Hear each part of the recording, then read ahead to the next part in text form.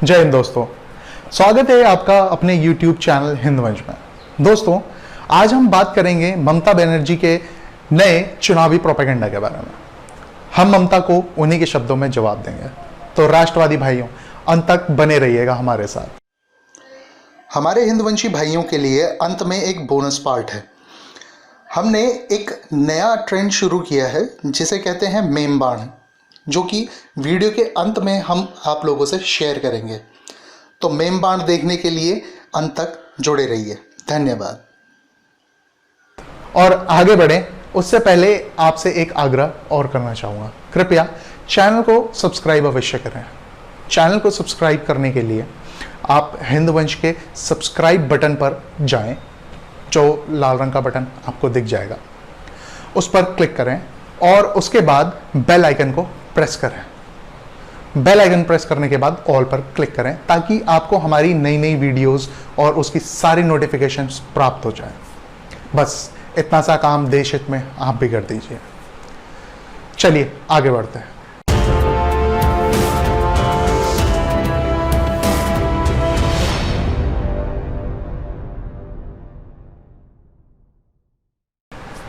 दोस्तों, बीजेपी की नकल करते हुए मंगलवार को एक वर्चुअल रैली को संबोधित करने आई सुल्ताना ए बंगाल ममता बनर्जी।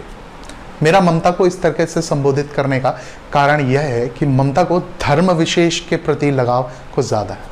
शायद उन्हें यह संबोधन सुन के अच्छा लग जाए। तो मित्रों, रैली के संबोधन में सुल्ताना कहती है, मेरा मतलब ममता कहती है कि दिल्ली से जो हमें शर्मिंदगी मिली है उसका बदला हम केंद्र से लेंगे। हाँ मैडम, अब दिल्ली से तो पूरा देश शर्मिंदा है। केजरी सरकार की चिकित्सा व्यवस्था से असली आम आदमी का क्या हाल है हम सब जानते हैं। पर यह कहना कि उसका बदला हम केंद्र से लेंगे, इसका क्या मतलब है? भाई, ले देकर बीजेपी को ही टारगेट बना लो। यही प्रोपेगेंडा है ममता का। आगे ममता कहती है कि बाहरी लोगों को बंगाल पर राज करने की इजाजत नहीं दी जाएगी। बाहरी लोग? कौन बाहरी लोग? ममता जी, ये भारत है, यहां लोकतंत्र का राज है। किसे बाहर वाला बता रही हो? भारत के नागरिक को? इसके लिए बांग्लादेशी, रोहिंग्या, पाकिस्तानी घुसपैठिए सब अपने हैं, पर भारतीय नागरिकों को बाहरी बता रही है मैडम। हमें सब पता है ममता के दिमाग में क्या है। पूरा बंगाल आज हिंदुओं पर हो रहे अत्याचारों से जर्जर हो चुका है।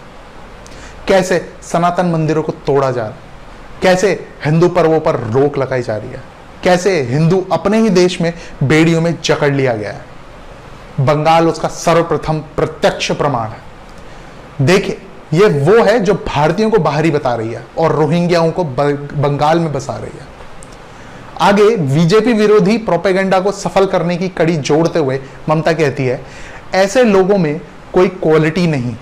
ये लोग केवल जुबान चलाते हैं, वो भी नफरत फैलाने के लिए। ये लोग हिंसा फैलाने के लिए कहते हैं, आर्टिस्ट और शिक्षाविद पर हमला करते हैं। वाह, ये सब सुनकर तो मुझे बंगाल की याद आ जाती है। तो सबसे पहले बात करते हैं क्वालिटी की। नजर डालते हैं ममता की क्वालिटी पर। दुर्गा पूजा की समय सीमा बांधने और विसर्जन पर रोक का तानाशाही फरमान सुनाती है ये बंगाल की दीदी। और वह किस लिए? क्योंकि अगले दिन मुहर्रम है, इसलिए। सेक्युलर का मतलब सर्वधर्म संभाव है, धर्मनिरपेक्षता नहीं। भारत हिंदू राष्ट्र है। ये बात कोई मायने न माने, लेकिन मेरे व्यक्तिगत विचार यही हैं। हमारे देश की धरती को चीरकर जो टुकड़े किए गए थे वो धर्म और मजहब के आधार पर ही हुए थे। जिसको अलग जीना था अपनी पहचान के साथ, उन लोगों ने अपना हिस्सा ले लिया है। अब जो है हमारा है। ममता को जब फिर इस बात पे कोर्ट से फटकार लगाई, तब मैडम रास्ते पे आई। और सुनिए ममता की क्वालिटी। आपको याद ही होगा, कमिश्नर राजीव कुमार के लिए ममता जब उतर आई थी हाई वोल्टेज ड्रामा करने पर। शारदा और रोज वैली चिटफंड घोटाले में जब सीबीआई की टीम राजीव कुमार से पूछताछ करने पहुंची, तो ममता ने लोकतंत्र की धज्जियां उड़ाते हुए सीबीआई की टीम को ही अरेस्ट करवा दिया, जबकि सीबीआई टीम के पास सारे के सारे दस्तावेज मौजूद थे। एक कमिश्नर को बचाने के लिए इतना बड़ा ड्रामा। उसके बाद ममता ने आनंद फानन में प्रेस वार्ता बुलाई और लग गई बीजेपी पर हमले करने। उसके बाद धरने पे बैठ गई। सीबीआई को देखकर ममता ने जो ये हरकत की है, वह देखकर तो लगता है कि ममता को किसी बात का कोई डर सता रहा था। इस ड्रामे का 1% भी जरा बंगाल में हिंदुओं की रक्षा के लिए इस्तेमाल कर लेती तो बंगाल का हिंदू आज सुरक्षित महसूस करता। सनातन धर्म पर हमला करना, देश के लोकतंत्र संविधान पर हमला, मीडिया की आज़ादी पर हमला, इतनी सारी क्वालिटी होने पर ममता क्वालिटी की बात ना ही करे तो ही अच्छा है। नफरत और हिंसा तो ममता की हर हरकत पर झलक जाती है। जब यह समुदाय विशेष के तुष्टिकरण के लिए बड़े धर्म के साथ अन्याय करती है, उसे खत्म करने पर उतारू हो जाती है। आपने देखा ही होगा कैसे राम के नाम पर यह धुआं धुआं हो जाती थी और नमाज पढ़ने में सबसे आगे रहती है। तुम नमाज पढ़ो, हमें कोई आपत्ति नहीं, लेकिन हम भी राम का नाम लेंगे और तुम हमें रोक नहीं सकते। रही बात आर्टिस्ट और शिक्षाविदों पर हमले की, तो ममता उन आर्टिस्टों और शिक्षाविदों की बात कर रही है जो देशद्रोही विचार रखते हैं, हिंदू विरोधी विचार रखते हैं, वामपंथी हैं, वाम मार्गी हैं। असल में बीते दिनों में ऐसे कई आर्टिस्ट और शिक्षाविदों को नंगा करके रख दिया है जनता ने। जैसे कि आपको पता ही हो, बीते कुछ समय से स्टैंड अप कॉमेडी के नाम पर हिंदुओं की आस्था पर वार किए जा रहे थे, उसका पूरे जोर शोर से विरोध शुरू हो चुका है। ऐसे कई स्टैंड अप चोमुओं की तो जमकर पिटाई भी हुई है, जिससे ममता का हृदय पीड़ा से भर गया। भाई सनातन धर्म विरोधी तो ममता के लाडले हुए ना, तो पीड़ा कैसे नहीं होगी। और शिक्षाविद जिनको ममता संबोधित कर रही है, वह वो ढोंगी बुद्धिजीवी तबका है जिसने भारत के असली इतिहास को जड़ से खत्म करने की ठान रखी थी। इसमें वो लोग भी हैं जिन्हें हम अवार्ड वापसी गैंग के नाम से भी जानते हैं, जैसे कि डीडी कौशाम्बी, रोमिला थापर, डीडी चंदा, आर.एस. शर्मा, इरफान हबीब, बिपिन चंद्रा, सतीश चंद्रा आदि। बहुत इन लोगों ने बेवकूफ बनाया है भारत को काफी। अब इनकी पोल खुल रही है तो ममता का दिल चल रहा है।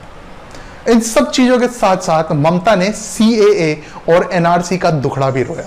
कहती है हम CAA और NRC को नहीं भूलेंगे। अरे ममता जी, आपको भूलना भी नहीं चाहिए। और अपने चमचों को बोलो कि याद से कागज ढूंढ लो, भूले नहीं, याद जरूर रखें, कागज दिखाना है।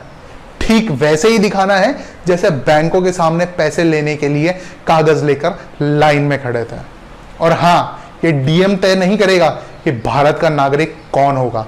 भारत का भारतीय संविधान, लोकतंत्र यही तय करेंगे कि देश का नागरिक कौन होगा। किसी के बाप की जागीर नहीं है ये देश। यहां घुसपैठियों को बचाने और उनको शरण देने की साजिश काम नहीं आएगी। बस मित्रों, आज के लिए इतना ही। वीडियो आपको कैसा लगा आप नीचे कमेंट बॉक्स में कमेंट करके हमें बता सकते हैं, या आपके कोई सुझाव हो तो वो भी आप हमें कमेंट बॉक्स में कमेंट करके दे सकते हैं। आपका हर सुझाव हमारे लिए महत्वपूर्ण है। तो मिलते हैं आपसे एक नए विषय को लेकर। तब तक के लिए आज्ञा दें। जय हिंद, वंदे मातरम।